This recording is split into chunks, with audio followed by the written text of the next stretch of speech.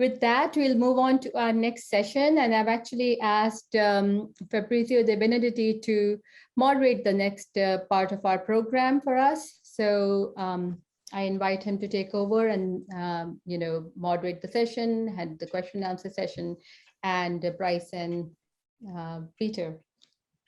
Thank you very much, Rashmi. It's a pleasure to go from very clinical and how do I say it?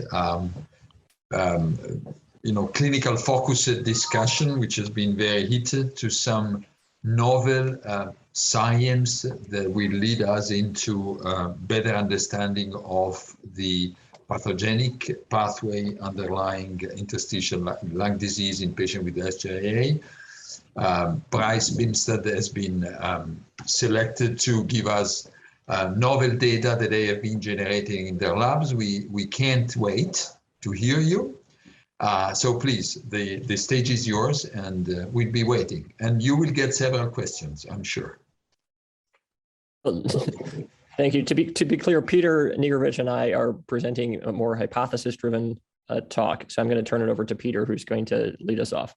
So as Bryce was saying, this is actually not, we're not going to talk about data here. We're going to talk about some data, but not our data. We are going to talk about an idea that we think could be productive in terms of how we think about this problem of systemic JA lung disease. And so I'll start, and then Bryce will finish. So we have some disclosures, not much. A lot of people gave their thoughts initially. We might have asked others, but we didn't want to contaminate the reviewer pool. There is a manuscript that's submitted and under a review, and anybody else would like to see it, I'd be happy to send it to you now for comments. These people don't necessarily endorse the idea. They just took a look at it, and the remaining errors are our fault. So we know that systemic JA lung disease has been a major problem in this condition, leading off from this series from Yuki in 2013. And so, not to belabor it, we know there's the pathology is this unusual pathology of pulmonary alveolar proteinosis in many and most cases. So the concern raised by Yuki's paper initially was that there was a disproportionate use comparing the patients with the complication of lung disease compared to those in the CARE registry of IL-1 and IL-6 inhibitors. And this was a new problem that we really hadn't seen much before, raising the question of whether these drugs were involved. Now, these patients also were just the worst of the worst. They'd also received other therapies, IVIG, steroids, Cytoxan, cyclosporin, so they were worse.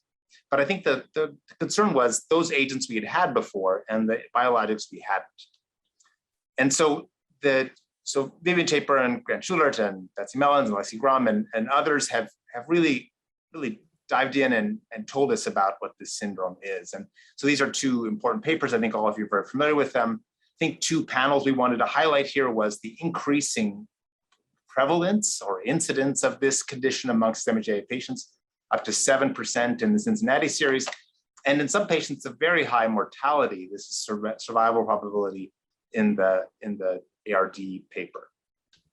So, and I think really the critical turn in this understanding of this condition was this very recent paper that just now went into full production mode or in press at ARD, just put out in the March issue.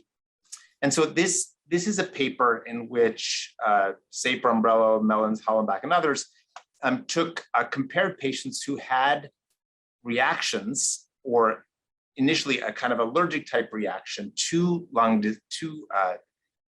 biologics, either IL-1 or IL-6 inhibitors, and patients who had tolerated those drugs, compare them together in good numbers, 65, 66 per group, and then compare them for HLA type. So HLA is for antigen presentation. Of note, the phenotype of this kind of allergic reaction and the phenotype of the lung disease they run together. So all the lung disease patients were also in this allergic group. So they're sort of co-segregating phenotypes. And the results were truly remarkable. And what they showed was that this particular HLA type, DRB1*1501, and related phenotypes, it's a haplotype, so a number of different HLA types, was much more common in the patients that they called Still's DRESS. So DRESS is drug reaction with eosinophilia and systemic symptoms. We'll talk about that. Was much higher than in the controls, either the in-charge systemic J genetic controls or in the drug-tolerant controls, where we had odds ratio going from, so many were 40s. It was actually infinite in this one because they had no drug-tolerant patients who had this particular HLA risk allele, and we're now regularly testing for this in practice. So it is interesting that the patients although not everybody on systemic J with systemic J lung disease in the earlier paper were drug exposed, those who were drug exposed were different. So these are the drug exposed patients, these are the non-drug exposed patients, and they had statistically different phenotypes. So it looks like the drugs were really doing something here. Although I do want to call out peripheral eosinophilia and non-evanescent vertic rash, we'll come talk about those, which were largely, but not exclusively, in the drug exposed group. So here's, for example, that particular unusual rash that wasn't restricted to those patients who had drug. A recent abstract submitted by Vivian and colleagues to the ACR showed that, looked at this, what I think is largely overlapping population, and showed that among the patients with systemic J lung disease, there was a substantial fatality. There was a relatively long latency of 1.3 years between exposure and development of lung disease. And that the 3 patients who did really well in this series, who resolved their lung disease, stopped the IL-1 and IL-6 drugs within 6 weeks of developing a reaction, suggesting that there might be some kind of causal nature here and that could be reversible. And this observation is really driving practice. So DRESS is a kind of a T-cell mediated delayed hypersensitivity reaction to drugs. And we know that T-cell has a T-cell receptor, presents to MHC. If the drug is the peptide, then of course you can imagine how one is presenting to the other. But there are actually lots of other ways that this can happen. This is a review from Elizabeth Phillips, showing among the multiple possible mechanisms, the drug can, for example, alter the peptide and become a hapten. The drug can interact pharmacologically with the TCR or with the MHC. The drug can change the MHC, its conformation, so that it recognizes peptide that it otherwise wouldn't. Or the drug can work with self-peptide to mimic viral antigens, so-called heterologous immunity. And there are examples of all these kinds in the drug sensitivity literature. And then the phenotype can be very variable. So there's not just a one size fits all for the DTR responses. Stevens-Johnson, pustulosis, stress, drug-induced liver disease, and others. So it's really a complicated space. And you can't really say that a TCR-related, T-cell mediated drug reaction looks like this or looks like that. There's just going to be a lot of variability. So I think if we synthesize this as what we call the DRESS hypothesis, the idea here, as we understand it, is that that IL-1, IL-6 blockers will either be antigens or will somehow alter antigen presentation via DRB1/15 or closely associated HLA types. That will trigger Th2 cells to make, for example, IL-5, which will drive eosinophilia, and that will contribute to DRESS of liver and skin, other tissues, and somehow that leads them to MAS and systemic JA. One part of DRESS that's common is viral reactivation. We don't know if that happens in this condition, but herpes viruses, HA2/6, 7, EBV, and CMV get reactivated. And the link exactly how that relates to DRESS is not clear, but presumably that involves CD8 T cells to contribute to the syndrome. So it's a really good hypothesis, we think. And I think it's a really important one. And I think it has great strengths. So this is a new syndrome coincident with increasing biologic use. It has clinical features of DRESS, eosinophilia, and facial rash, which just look different than what we normally see with systemics. Drug exposure is associated with particular clinical features. Drug discontinuation is sometimes associated with improvement. And there's an unambiguous HLA association. So I think it's a really meaningful, important hypothesis. But I think it's a hypothesis. And I think with any hypothesis, both Bryce and I think that it's important to think whether there might be other hypotheses that we consider as well. And I think there are real reasons to hesitate about calling this DRESS. So first has to do with how we consider DRESS. So DRESS is a clinical syndrome, can come through multiple different mechanisms, but it's based on this TCR MHC reaction. And there's a very good score called Regiscar that's used here, and I won't go over the details, But if you look at SJIA patients, the score starts less than 2 is no case, 2 to 3 is possible, 4 to 5 probable, greater than 5 to definite. And just to note that SJIA patients can start at a score as high as 3.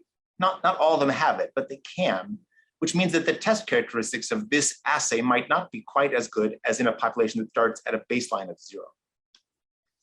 I think there are other features that are atypical, although not impossible for DRESS. These are all possible. You can explain them all away, but you have to explain them all away for the hypothesis to survive. So there's long latency. So most DRESS cases happen 2 to 8 weeks, and this is much longer. Anaphylaxis-like reactions to tocilizumab are part of this. We know they have like infusion reactions. And that's an IgE-mediated response. It's not delay-type hypersensitivity, and they usually don't run together, although of course they can. There are no local reactions to injections of IL-1 or IL-6 drugs. Now, in DRESS, you can do a patch test. This is not a patch test, this is an injection, so it could be different, but it might be some similarity there. And it's unusual they don't have anything in terms of local reactions. DRESS often involves lung, but PAP as a phenotype is not typical. It can happen, but it's not typical. Usually with DRESS, you have to stop the drug. But at least with systemic JA, some patients we've heard about here who continue the drug still do well. There's also failure of lung disease to resolve in most patients who discontinue drug, and DRESS usually goes away. It takes a long time, but it goes away in weeks or months, although there are sometimes long-term side effects. There's variation in prevalence worldwide, much more than the variation of the HLA types. For example, Cincinnati saw 7%, but there's a very recent publication from the PharmaChild Anakinra series which found this in only 1 out of 306 patients. Further, DRESS is really uncommon in other diseases treated with anakinra, toci, or canakinumab. For example, tocilizumab is often used in RA, and we essentially never see this. And then there's an MHC2 association. HLA-DRB1 is an MHC class 2 that is represents to CD4 cells, not CD8 cells. And most DRESS reactions are MHC1. And what I mean by that, this is a review from Elizabeth Phillips, looking at all the different HLA associations associated with different drugs in DRESS. And I've highlighted here in red all the ones that are class 2. So not impossible, but rare. And so the idea here, and of the ones that call MHC2 and DRESS, it's only 4% of the total. That is, the DRESS hypothesis proposes that all 3 drugs cause DRESS via a reaction which is 4% of all the ones described. Possible, but not impossible. And then I think there are more major concerns. And that is there's no antigenic overlap at all between anakinra, toci, and canakinumab. That is, if you run the protein patterns, there's no sequence that could be presented in a THC that's shared by all 3 proteins. Now, they do share one excipient, something called polysorbate 80, but this is in all the AstraZeneca COVID vaccines. It's in Gardasil, it's in lots of flu vaccines, it's in ice cream, it's everywhere. So it's possible that that's the reason, but does not seem very likely. So I think excipients is not a very good hypothesis. The other one is that it's not true, it's not the case that all the patients who've had systemic JA lung disease or eosinophilia or the unusual rash were drug exposed. And so the majority were, because the majority of our patients who are sick are not exposed to these drugs. But in Yuki's series, 1 out of 25, maybe more, Schuler 1 out of 18, Saper 15 out of 65, Brocaglia recent series 7 out of 26. And these might be what you call black swan events. That so if you're, this is a philosophy concept that I knew from philosophy of science. And the point is that if your hypothesis is all swans are white, one black swan violates your hypothesis and tells you you're wrong. So maybe there's an explanation for this, but it's not clear that it can be drug related if there's no drug exposure. So if it's DRESS, then the consequences are really severe. That is, we need to stop the drug and avoid future exposure. That seems like an unambiguous answer. However, we wondered, could there be another explanation with different clinical implications? And at this point, I'll turn it over to Bryce to talk about what we thought about. Hopefully everyone's seeing my slides. Thank you, Peter. And I do want to acknowledge Mike Umbrella's comment there. We, again, are presenting both of these hypotheses because we think both are valid, and there are other hypotheses as well, I suspect, that could be entertained. And so we will go from there. So Peter just introduced MHC class 2. The alternative hypothesis that we are going to propose really focuses on the role of CD4 helper T cells in the pathogenesis of apparent drug reactions, as well as possibly lung disease. And so a major concept in CD4 T cell biology is the concept of T cell plasticity, and that is that naive T cells after exposure to antigen can take on various phenotypes of cytokine production based on the environment in which they're exposed or the antigen itself. And so certain types of pathogens drive Th1 responses characterized by interferon gamma production. Allergens tend to drive Th2 responses, and so forth. And so there's this differentiation pathway, but this is not fixed, meaning that once a T cell becomes a Th2 cell, if the environment changes, that T cell can undergo reprogramming and differentiate along a different pathway. And so that concept of a change in differentiation pathway plasticity. And so we think this may underlie what's going on in these apparent reactions to drugs. So what do we know about CD4 T cells and systemic GIA? There are papers describing the phenotype of CD4 T cells in this disease, and both highlight Th17 cell populations. This is an older paper from Patricia Wu's group and a more recent one from Lauren Henderson, as well as Peter and others at Boston and collaborators elsewhere, focusing on Th17 reprogramming in systemic GIA. And so what they have shown is that in the acute phase of systemic GIA, the regulatory T cells have a transcriptional profile that parallels that of Th17 cells, and more chronically, in the chronic phase of disease, the effector T cell profile also takes on this profile of Th17 transcription factors, as well as upstream drivers of the Th17 program, including importantly here, IL-6. And so this is a phenotype that exists in patients with systemic GIA. And so looking at this big T cell plasticity, we would put systemic GIA during the active phase down in this corner, the southwest corner of this cloud, with regulatory T cells and Th17 cells predominating. Lauren's also nicely shown that the introduction of IL-1 blockade, also a Th17 driver, can reverse or eliminate this Th17 phenotype. And so this is looking at regulatory T cells in the acute phase. At baseline, these are IL-17 producing regulatory T cells. And you can see that they disappear after introduction of anakinra, and that's quantified in the graph to the right. And so we know that the introduction of a biologic can change the T cell cytokine profile. I'm going to switch gears a little bit now and talk about what's special about DRB115. So this is the class 2 molecule that Vivian and Mike and their groups have linked to apparent drug reactions to IL-1 and IL-6 blockers.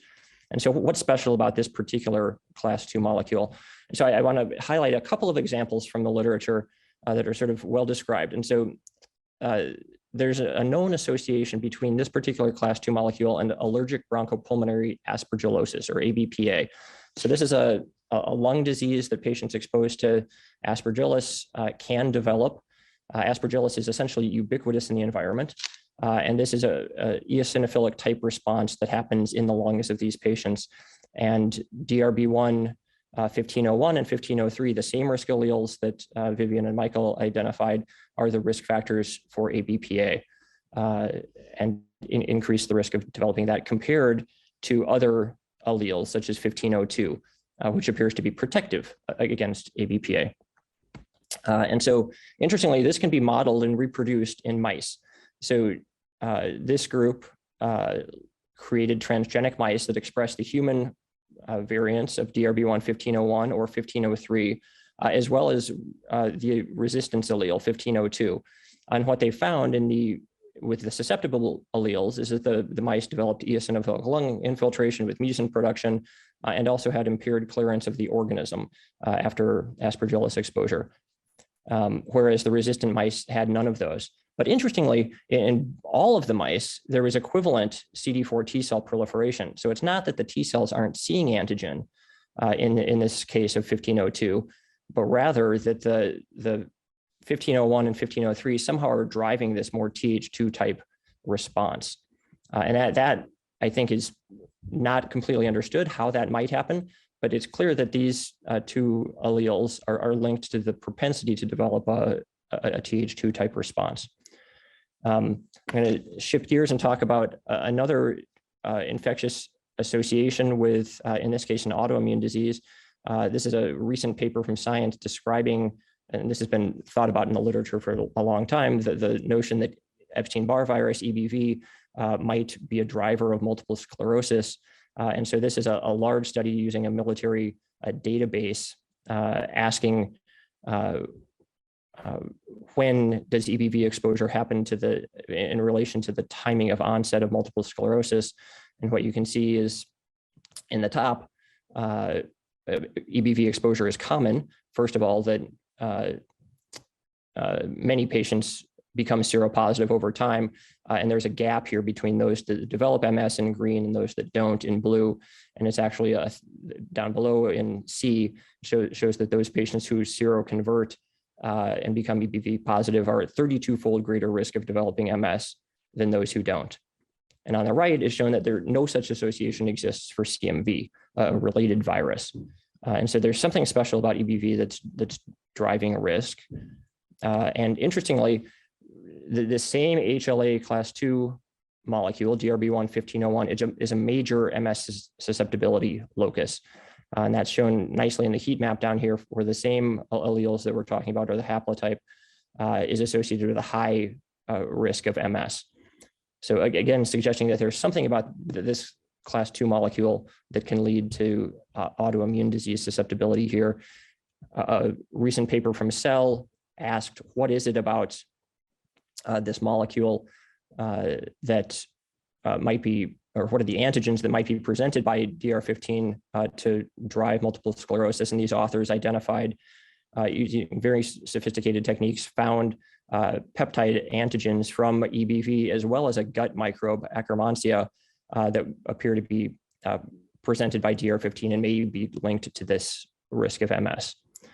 So all of this is to say that DR15 presents environmental or infectious antigens and may be involved in pathogenic responses. And so to put that in this cloud, these allergic type reactions, in this case to aspergillus, would fall up here in the Th2 realm, the green. Responses to viruses down here in the orange area. And of course, MS has some Th17 characteristics as well. And so you can imagine that given that these agents are ubiquitous in the environment and many people are exposed, that many patients will have pre-existing populations of T cells living in these quadrants, having been previously exposed to aspergillus, to EBV, or to other environmental antigens. So then what happens when a patient gets systemic JIA? So based on this plasticity hypothesis, you would propose, or we would propose that in the presence of increased IL-1 and IL-6 production, agents known to drive Th17 bias, these cells that previously were living in the Th2 or Th1 realm might be pushed toward the Th17 profile, leading to the observations that Lauren published. Then, when we introduce IL-1 or IL-6 blockade, this changes. So that removes the drive to send cells down into the Th17 and may allow them to revert to the Th2 or Th1 profile, resulting in some of the clinical features that are observed, rash or lung disease, which appears to be interferon gamma driven or Th1 driven. And so here, the notion is that the drugs, rather than serving as antigen, are altering the milieu in which the T cells reside and taking advantage of this plasticity and pushing them toward other phenotypes. We think there are also Th1 drivers that have been identified as risk factors for systemic JIA lung disease that may, regardless of drug exposure, push T cells toward the Th1 phenotype and the bottom right here, systemic GIA lung disease. And so some of those are listed here. And this introduces what we're terming the cytokine plasticity hypothesis, which is at baseline, systemic GIA patients have increased IL-1 and IL-6 and may have Th17 programmed T cells. The introduction of IL-1 or IL-6 blockade may allow those cells to convert to Th1 or Th2 phenotypes, leading to the clinical manifestations of eosinophilia, apparent rashes, as well as lung disease. In terms of the Th1 drivers, the risk factors for lung disease that have been identified in the literature appear to be severe systemic GIA, high concentrations of IL-18, CXCL9 and 10, young age, and trisomy 21. And many of these are associated with increased interferon production, again, suggesting that this pathway may happen even without the introduction of IL-1 or IL-6 blockade in some patients. So to be fair, we want to take a shot at our own hypothesis and discuss its weaknesses. So first of all, we really need to understand better the CD4 T cell phenotypes in various systemic GIA subgroups. Those patients that do well, those that have severe disease with MAS, those that have lung disease, and the field is getting to this.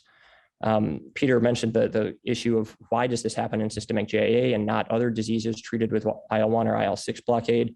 I would point out that Vivian and Michael's paper did point out that some patients with Kawasaki disease are developing at least the eosinophilic response. And so it may be the hyperinflammatory milieu of those diseases that predisposes. But importantly, we think our hypothesis has strengths. In particular, it can explain why systemic GIA lung disease can happen in patients who have not received IL-1 or IL-6 blockers. It may explain why we're seeing similar reactions to 3 structurally unrelated drugs that work through a similar mechanism. And it may tie into the reported different rates of reaction around the globe if there's an environmental antigen that's more prevalent in one area of the globe than another that's participating. And we think that it may underlie the reason we're seeing more systemic GIA lung disease as steroid use and T cell inhibition has waned, meaning that those agents may prevent the T cell interconversion, the plasticity. We think this has important clinical implications. Specifically, as Randy had mentioned there in the chat, we think that there are many patients who may be able to continue IL-1 or IL-6 blockade if T cell blockade is also added, including glucocorticoids, methotrexate, abatacept, or tacrolimus. We think that there are certain high-risk patients who have those risk factors we just mentioned, in whom monotherapy with IL-1 or IL-6 blockade may be less attractive. It may be more likely to go down this pathway without the addition of early addition of a T cell blocker. And so those are patients, again, with Th1 drivers, or those known to have the DRB115 risk alleles. I'm going to so in this context, turn it back to Peter. Oh yeah, sorry. So in this context, we want to talk about a patient that Fatma Dedeoglu has been taking care of at Boston Children's with Holly Wobble, one of our fellows who helped me prepare this slide. And so this is a 14-year-old girl with systemic GIA since she was 17 months old. She has eosinophilia and episodes of medication noncompliance associated with an eating disorder where she just stops all her medicines. So you can see on the y-axis here is the absolute eosinophil count, on the x-axis is dates, and she carries the HLA risk allele. Her medications are listed in bars on the bottom. So you can see that she developed eosinophilia in the context of anakinra exposure. And that went away dramatically fast when she stopped it. She just stopped it cold turkey. She also stopped leflunomide. When she restarted the therapy, the eosinophilia came back. And when she stopped it, it went down again. So it looks like a pretty clear relationship. But then anakinra was necessary for her. So Fatma decided to start tacrolimus, which we think of as a T cell modifier, among other things. And the eosinophilia went away, even though anakinra would continue. And if you look back at actually the history of this patient, she's actually on anakinra for a very long time. So this is the next slide. So she had onset as a toddler, And that early spike in eosinophils, here to about 1,000 per microliter, happened before she started anakinra. And then, so she had some kind of predilection to this eosinophilia, even when she was early and sick. And then when she started anakinra in the bars, eosinophilia remained elevated actually, but not dramatically so. She stopped it, nothing happened, resumed it, and then had this dramatic spike when she's 14. So it looked like some kind of event happened. We might think some kind of environmental exposure. We don't know what it was that triggered this effect. So this kind of case is really interesting. So I'll pass it on to Bryce to finish up. Right. So we've presented two hypotheses to explain what's being clinically observed, as well as this the DRB115 association. The key difference between these two hypotheses is what is the drug doing? And so in the DRESS hypothesis, as Peter introduced, the drug is really either serving as an antigen or altering antigen presentation. And that has important implications in terms of how we think about drug withdrawal. In contrast, in the cytokine plasticity hypothesis, the role of the drug is to alter the cytokine milieu and alter the T cell profile in the disease, underscoring that this can happen in some patients even without drug exposure. But the role of the drug is very different. And as Peter just introduced, the drug may be able to be continued if additional agents are used. So that's the key distinguishing feature. The primary reason we wanted to put this other hypothesis out is to think about what are the important research questions for the field and how do these drive this. And so these are what we are proposing in this paper that Peter mentioned that's currently under review. And some of this has already been discussed at this conference, which was great to hear. So first of all, in terms of clinical research, we think it's important to develop classification criteria for systemic GIA and these DRESS-like reactions, as well as for systemic GIA lung disease. I saw Grant present that yesterday, as well as efforts to collect class 2 typing on well-characterized populations of systemic GIA, whether that's through ESTIS or CARA or other efforts. In terms of translational research, there was a question in the chat here, I think, about, what do we know about EBV or HHV6 or other viral activation during systemic GIA flares, particularly those associated with eosinophilia? Is that happening? Looking for prior exposure to EBV or to aspergillus. Do patients have high titer IgE against aspergillus? That would be of interest to us. In terms of fundamental research, the basic research, the DRESS hypothesis would propose that if you in vitro add IL-1 or IL-6 blockers to CD4 T cells, you could activate them in a DRB115 dependent fashion. That's very testable using standard laboratory techniques. And so we think that should be tested. We also think it's important, as mentioned, to further characterize the helper cell gene and cytokine expression profile in SJIA patients, high risk as well as typical systemic GIA. And so with that, I think we will close. I hope we've presented both hypotheses fairly and equitably, and also achieved our goal of introducing potential research directions here for the field in this group to think about. I will stop talking and look at the chat. People should feel free to chime in with questions as well. Bryce. You want to stop sharing screen perhaps, and then we can just go on gallery mode and talk. Bryce and Peter, this was great. 4 hands, 2 brains, 4 eyes. It was really worked very nicely. I think you gave a very nice presentation here on the 2 hypotheses. Unfortunately, Bryce, the chat is pretty lovely. Really too much, and it's very tough for me to try to make order to the question. So if anybody wants to ask a question, could you please raise your hand using the icon of the, so that I can probably see you. Rashmi, I would need your help here because it's pretty large. Okay, yeah, I'm here. I see Alexi raising hands.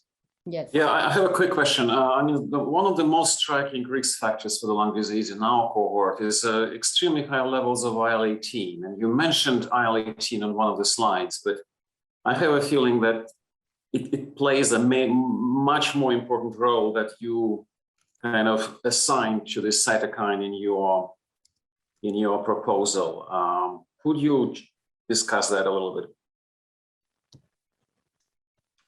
Sure, I agree, Alexei. Clearly, IL-18 is a driver, and I think we need to learn more about which cells are making that and which patients have higher levels of IL-18 at baseline.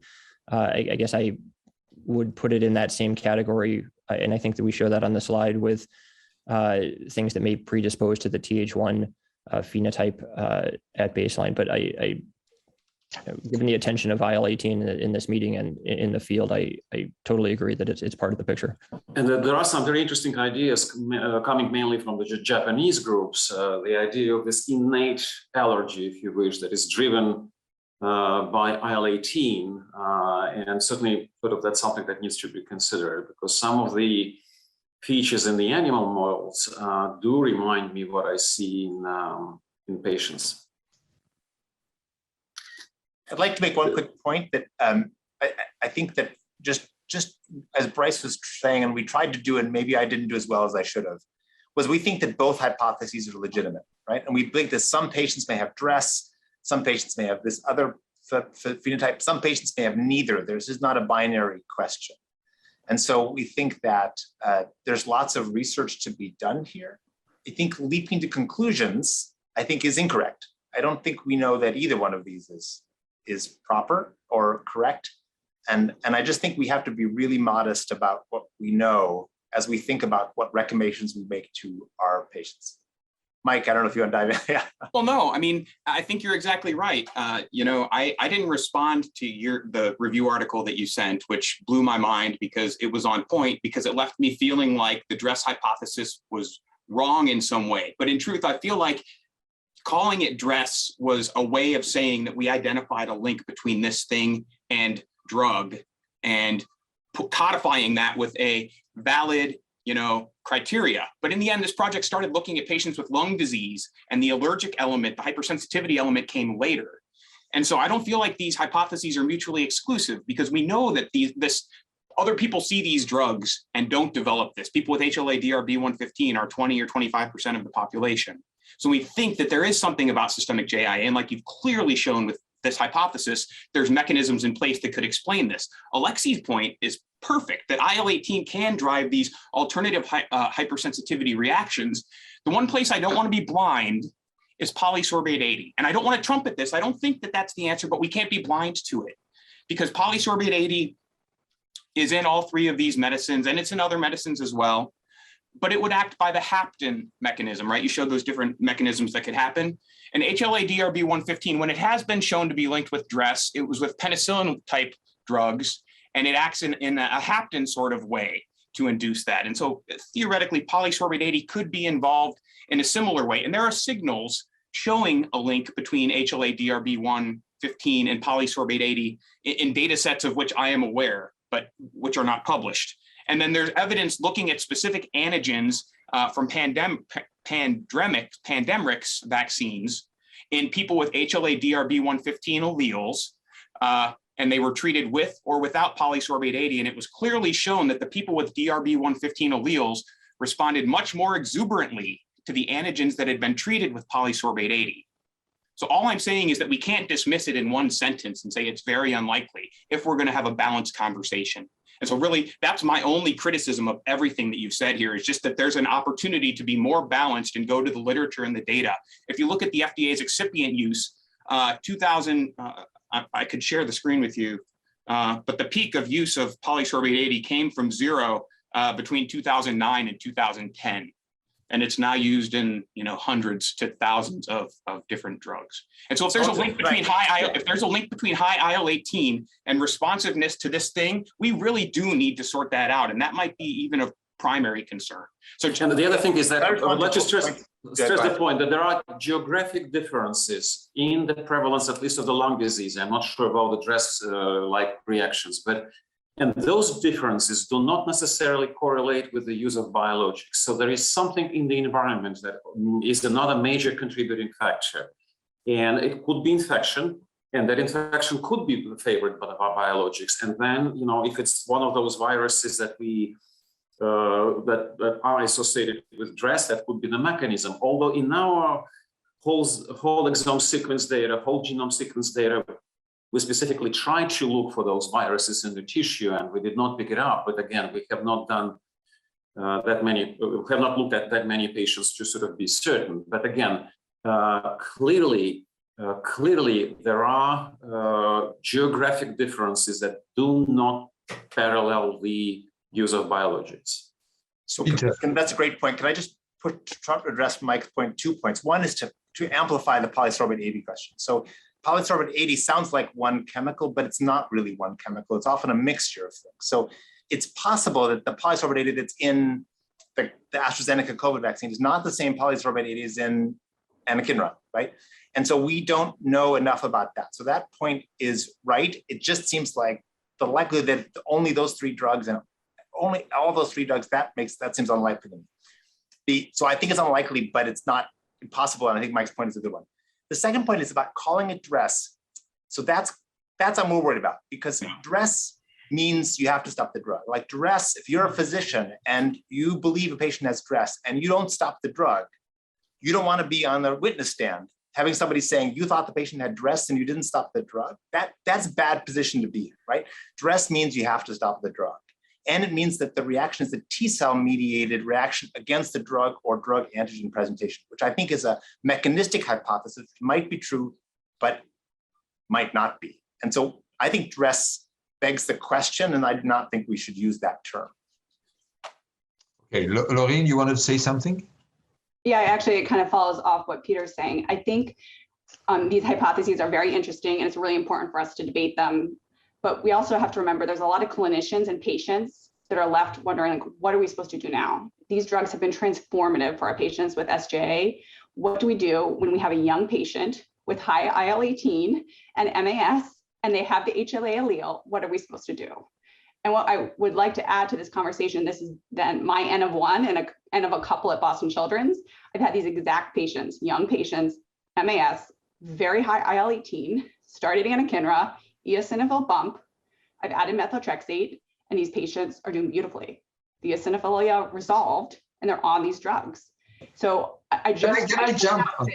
when we say DRESS, people are wondering, should we just stop these drugs? And there are patients out there with all these risk factors that are doing okay. Laureen, can I just jump in? And I think most of you agree that DRESS may be an appropriate word, and Michael was saying yes. But I think I would draw your attention to at least your talks draw my attention. What Laureen is just saying, draw my attention to the importance of T-cell inhibition. Do we have any mechanistic data to support? And there was a question in the chat, which is the best T-cell inhibitors to be used? This is clinically very relevant to Lincoln, Laureen. Do we have any mechanistic data on glucocorticoids? Because you are right. The best drugs here are the glucocorticoids. We love and hate them at the same time, but they might have been helpful. And do we have any data? The interesting thing in my patient, I agree with that, is I used both steroids and then I added methotrexate, and it was methotrexate that did it. Laureen, but you know, one patient is an N of 1. If we I agree. N of 1 enough. Yeah. So that's great. So, but we need some basic science. I had a couple of patients, N of 3 or 4. Okay. But we need to understand a little bit from the basic science point of view. I would just say, glucocorticoids, let me finish the question. On glucocorticoids, we have data that some patients, probably more than one, appears to do well on MMF. Can you make sense out of this? And maybe, you know, it's an item that was missing on your research agenda, trying to understand which one of these is better. Right, and I think it's a challenge because many of these agents are older and have been studied for a long time. I think the general concept is that they are broadly immunosuppressive, inhibiting lymphocyte proliferation and so forth, rather than targeted in such a specific way that they could influence the the CD4 differentiation. I think they're suppressing all of the T cells sort of equivalently. That's the way I conceptualize it. But you're absolutely right that I think what will be important is characterizing the T cell profiles in patients on the different agents to figure out really what is going on. I would just, one more comment on the polysorbate 80 is I think that is testable in vitro. If that is serving as an antigen, that is intimately testable. Does it drive T cell proliferation in a DR15 way?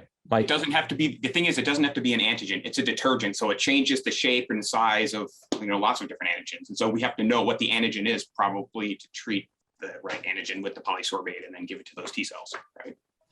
But you can start with, massive whole cell lysates and something like that. Or you can start with your favorite candidates. Right. Can I ask? I see Bas there up with his hand up. Bas, please. I didn't see you. Sorry.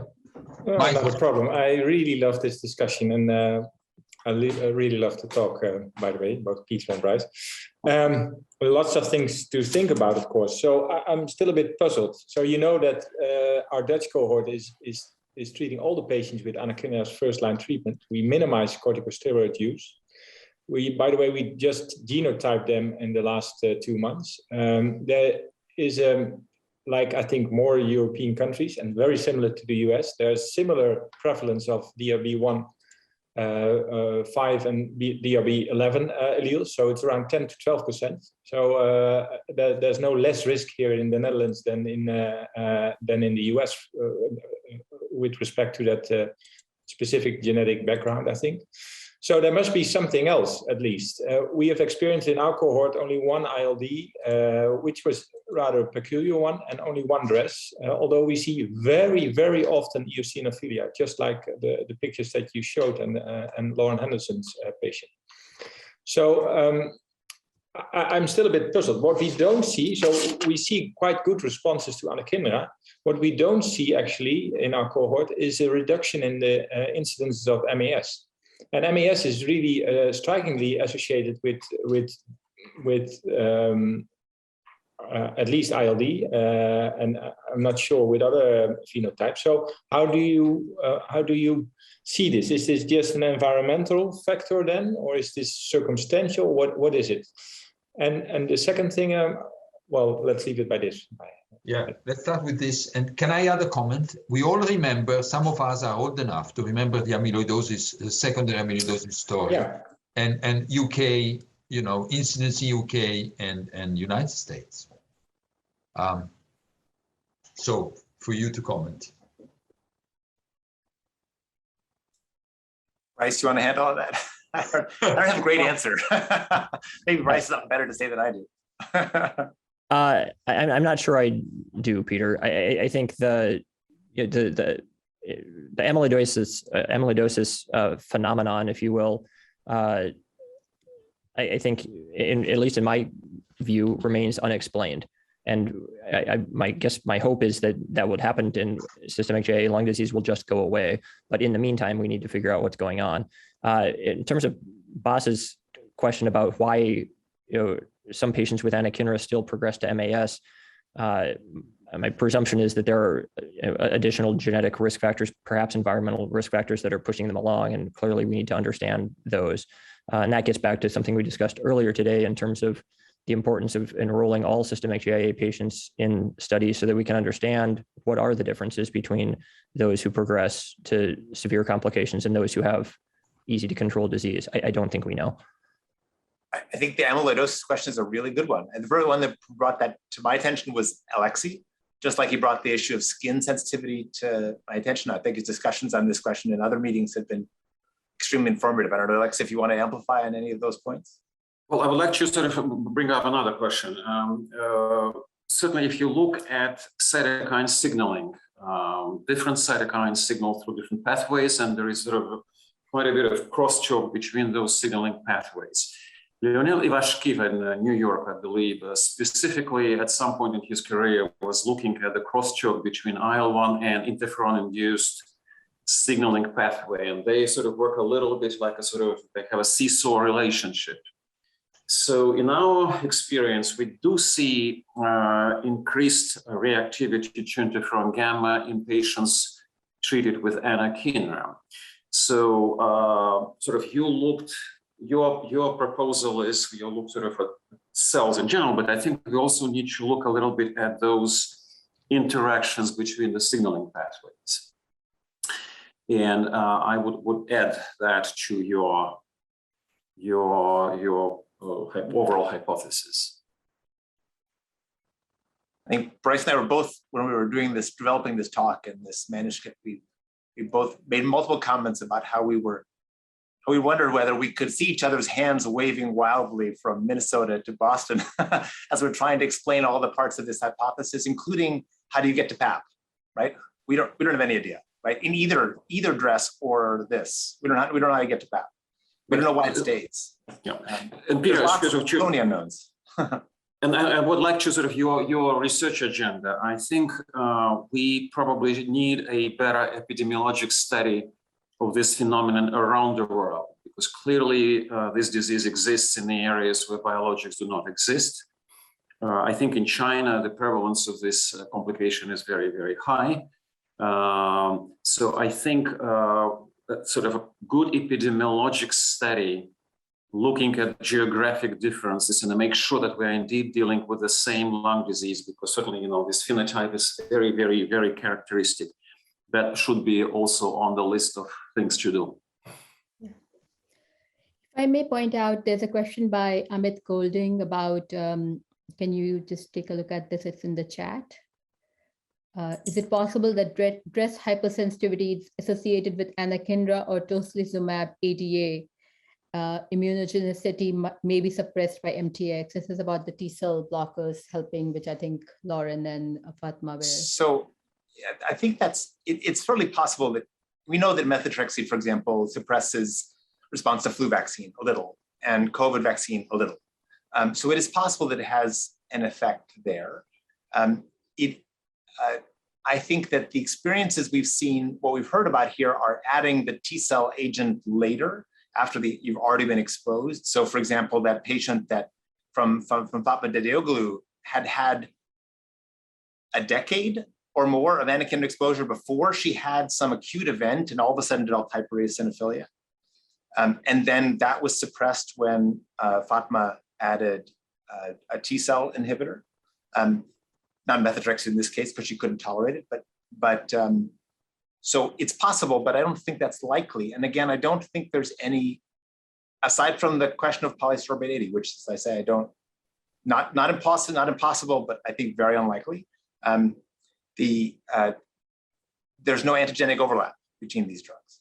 And to say all three of them work for the same HLA when they have no antigenic similarity, that strikes me as not plausible.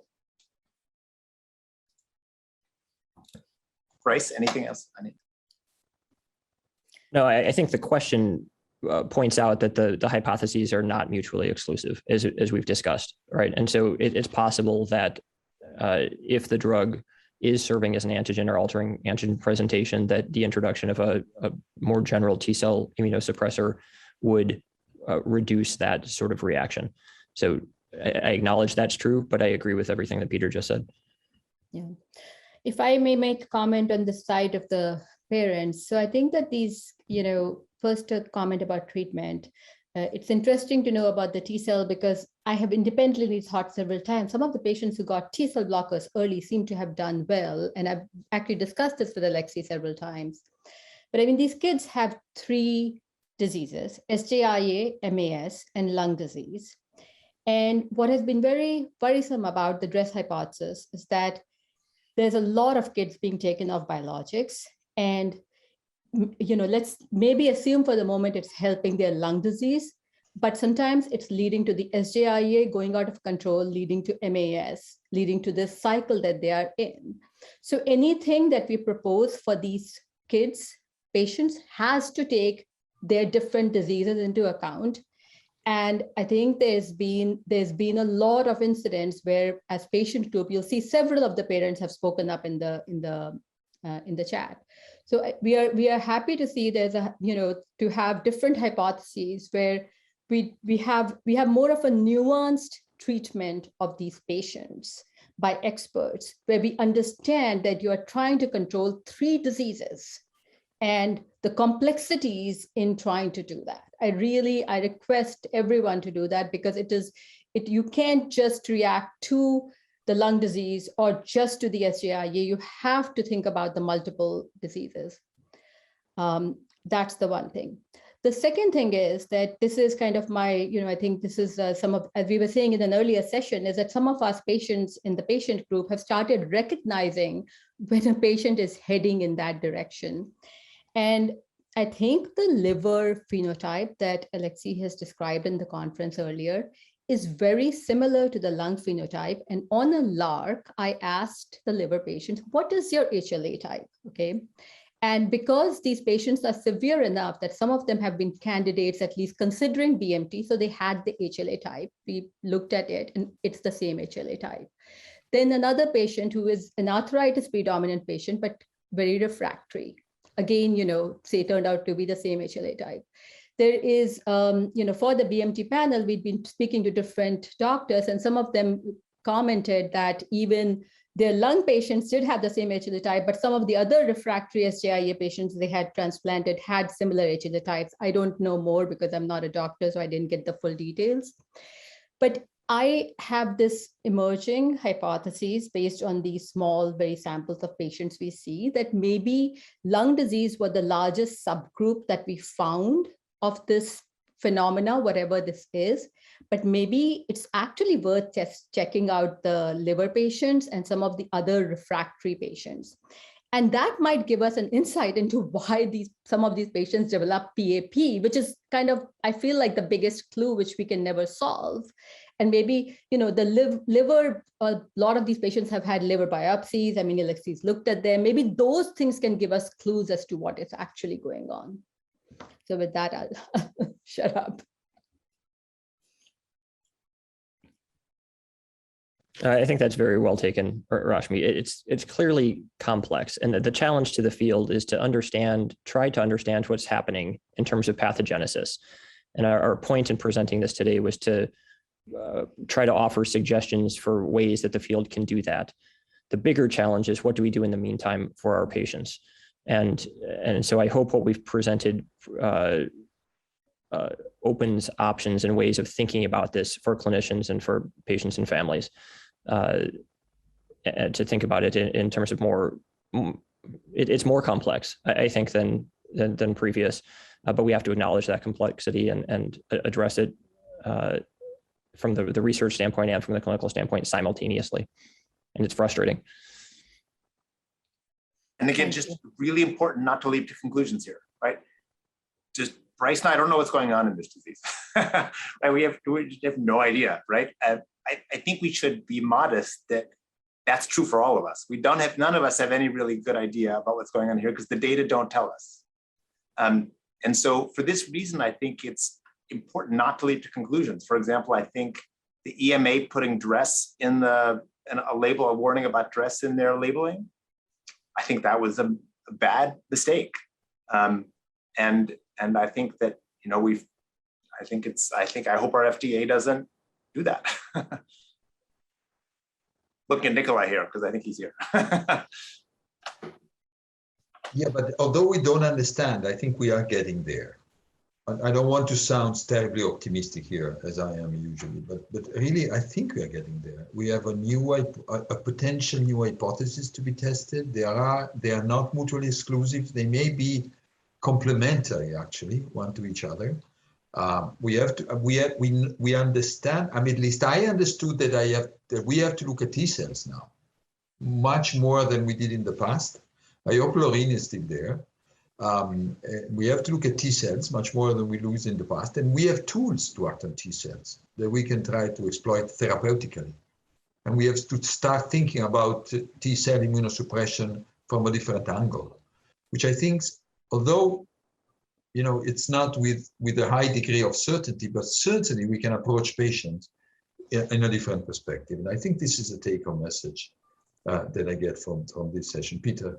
I'd add one more point to that, because I think that's right. So I think very often, and some of you have submitted papers to ANR where you probably get this feedback from the deputy editor, and it's not surprising to you who that is. It's me, and it will be saying, when you say SJIA is an autoinflammatory disease right? That is a hypothesis, that is not proven. And it is, Mike Umbrella showed that it's HLA, it's an HLA class 2 associated disease. Doesn't mean it's a T cell driven disease, but it means it's certainly not evidence that it's not. So I think we just have to be cognizant of some interesting growing evidence that T cells are really important here. And one of the things that Bryce and I learned, actually, I don't think either of us knew this as we were researching for this review, was that this T cell switching, sort of from category to category, this T cell plasticity, depends on antigen recognition. If you don't recognize the antigen, the T cell's inert, it won't switch. So there's some kind of antigen or antigens out there that are important to this process, or could be if the cytokine plasticity hypothesis is correct. Yeah, and thankfully, I think there are leads in the medical literature about what some of those environmental antigens might be, and so we have a place to start. Antigen hunting or virus hunting or pathogen hunting is very hard, but I do think we have some candidates here that we can interrogate. I was going to ask, could you elaborate on those candidates? Well, the ones that I presented in the talk were Aspergillus, EBV, and this gut microbe, Akkermansia, instead ones known to be linked to this same class 2 allele and to drive disease pathogenesis. So that's where I would start. Would they die? Sorry, I was going to ask, do they die Th2-like responses, Th2 responses? That was the remarkable thing about that Jackie paper that Bryce was highlighting. That is, in the Jackie paper where they were looking at ABPA and looking at Aspergillus responses, and they plugged in different human HLA types. What they found was not that one type recognized the antigen, the other type didn't. All the T cells recognized the antigen. But depending on which HLA they recognized it in, they got a Th1 response, which was protective, or a Th2 response, which was not, and gave you ABPA.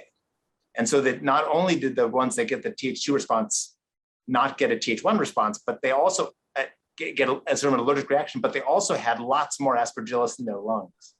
So they just weren't able to clear, was it Th17? I think I don't remember Th1 or Th17, but in any case, they didn't get a protective response. So please, Mike. When I looked at the literature, IL-1 and IL-6 blockade or IL-1 and IL-6 are pretty critical in pulmonary anti-Aspergillus activity. So, I mean, one could even imagine that just inhibiting those things could allow an increase in burden of colonization, not rising to the level of, infection, but that could also prompt this. So, I mean, that could, I particularly like EBV as an idea here. So I think I think EBV, we see this in young people. It's often in young people that EBV is first, infection is first transmitted. So a lot of people we think about it as a mono in adolescence, but a lot of kids get it really young and they're just asymptomatic. But are they really? So sequential testing for EBV seropositivity, see whether they've ever seen it, I think is a really interesting idea. And serial measurements would help tell us. But this Akkermansia, that pathogen, which I hadn't heard of, but maybe some of you have heard of, is 5% of the gut, right? That's one of the most common abundant gut commensals, and I've never heard of it. But it's a pretty interesting option. Yeah, and I'll just comment that we at our institution had a young patient hospitalized recently with systemic JA lung disease who, because the lung disease was flaring, and that was associated with an increase in EBV viral load, and has improved with antiviral therapy in addition to interferon gamma blockade. Again, N of 1. I mean, talking about small n's, Randy Cron, I don't know if he's here, but the chat over the last couple of days about cyclophosphamide plus rituximab. Like, what would rituximab be doing here? But we use that for EBV-associated disease sometimes. And so maybe what you're doing is decreasing the burden of, I don't know, we're making stuff up, right? We in fact did that for this patient for exactly that reason, thinking that we would get rid of the storehouse, the B cells where the EBV is living. And she has subsequently improved, but again, she got multiple agents all at once. You know, the other interesting thing is that if you think about those viruses that have been linked to DRESS, right? It's pretty much the same viruses that typically trigger MAS, right? It's the overlap to me is striking. So that's sort of another thing to consider. I want to go through the chat and see if there's any different questions I see coming up there. Hellman serology looked at for these patients with eosinophilia. We have a few patients with eosinophilia. We never found any. Okay. To tell you the truth, but that's okay. So, you know, the other comment I wanted to make is that, Peter, the slide that you show, you showed eosinophilia, the behavior of eosinophilia in one of your patients, right? You had two measurements there. It was eosinophils and neutrophils, right? And those two lines paralleled, correct? Did I get it right? And the reason I'm bringing this up, because I spent quite a bit of time looking at bone marrow samples from this type of patients. And to me, eosinophilia is a part of this sort of massive neutrophilic. Yes, exactly. Is it so eosinophils and what's the other? It's the absolute and percentage. Okay, I thought it was neutrophils, but to me, often this eosinophilia looks like part of the expansion of the myelocytoid cell lineage in the bone marrow. So it's not just eosinophils, it's the entire lineage. So this is, I want to be clear, this is Fatma's patient. This is not my patient. And so I've only read the chart. I don't know the patient, but this is the other slide on this, which looks at that eosinophilia that she had early on. This is what Boss was talking about, how eosinophilia is pretty common. This is up to 1,000 per microliter. And then, you know, the anakinra exposure here, and then remarkable ongoing exposure. And then, you know, 8 years after on anakinra, she develops this in acute response. So that looked to me like an environmental trigger, one way or the other. I see Mariana there. And that's the reason I insist that these epidemiologic studies around the world would be very, very critical here to understand sort of what those geographic differences could provide additional clues. I just wanted to talk about, because there were several patients who did comment that they did have their children on IL-1, IL-6 with methotrexate, and one was like on anakinra, abatacept, cyclosporin, and steroids, and they still developed the lung disease, and the lung disease improved after stopping. I just, and I know that there was several cases, people saying like of N of 1 that they started both IL-1 with methotrexate or some T cell blocking and they did fine. But are there other examples for people who started IL-1 or IL-6 with other agents and they did not do well? Because yeah. It's an important point. It's not, it's. But yeah, it is important to control the disease too. I think this is what the issue is sometimes. That's also true. Good point, Pat. It's important to control the disease. So I think that this is why we need to study this, because it's clear that there's not going to be a one-size-fits-all answer here, I think. And we have to decide, I think, as patients, as families, as clinicians, you know, a patient like what Lauren was discussing. So, you know, you have a patient, she's 2, she has systemic J, she's systemically active, she has the HLA type. Can use anakinra? We would normally. In that case, would you then use it concomitant with another agent right from the beginning and insist upon methotrexate, tacrolimus, some other drug right from the beginning? I mean, I think that the work that Vivian and Betsy and Mike and others have been doing to really dive into this phenotype is critically important and should be changing our care. I just don't know how yet, but I guess I would, is my initial thought based on these thinking. But that's just a shoot from the hip guess, Bryce.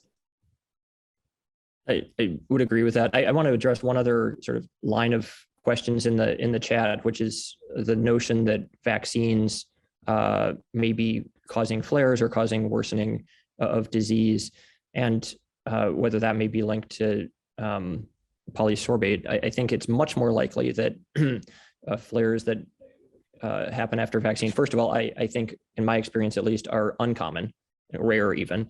And from a mechanistic standpoint, it's much more likely that it's related to the adjuvant in the vaccine, the agent that's intentionally included in vaccines to stimulate an immune response that would lead to a flare rather than the vehicle. And I think it's really important that we are careful in our speculations, because we do not want to get, there are people that are afraid enough of vaccines, and most vaccines don't have polysaccharide radiated, but a fair bit of them do. I don't think we want to go there without really compelling evidence. I think we should be very careful in the hypotheses that we promulgate. We also should not avoid the right ones, right? So it's important to keep thinking about it. There's a delicate balance. Okay, if we do we have any different questions that we haven't addressed yet? Otherwise, we have a patient panel on this very topic.